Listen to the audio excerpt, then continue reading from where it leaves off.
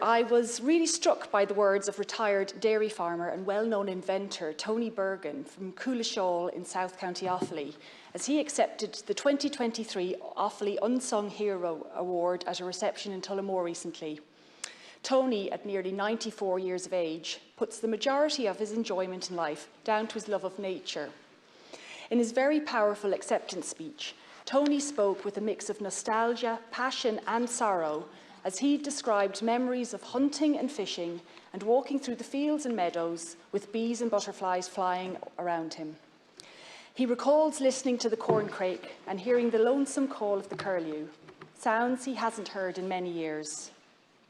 What particularly struck me and has remained with me since were these lines of Tony's.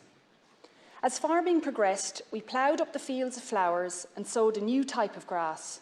So you had a lovely green field, but without a flower in it, and those flowers were the source of food for all the wildlife. We were advised to cut down the hedges so people could see the countryside, and in doing so, we cut down everything in sight: plum trees, crab trees, cherry trees, and the hawthorn.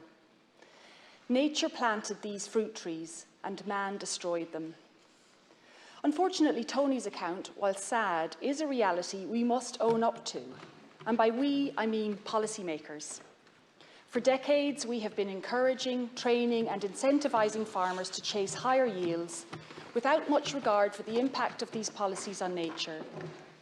And now, when we have changed that ask and are incentivising measures like multi-species swards and hedge planting, there is a narrative among some farmers that we, the policymakers, are placing the blame for the biodiversity crisis on them, with no reckoning for our own role in its demise.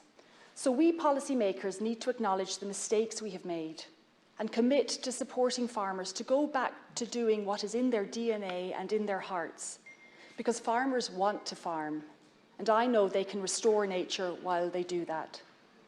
Tony, like so many farmers before and after him, loves nature. While he is officially our unsung hero in Offaly, I'm sure he won't mind me saying that there are farmers like him all over the country who are unsung heroes for nature, who long for the return of wildlife onto their farms. So thank you, Tony Bergin, for your reflective insights.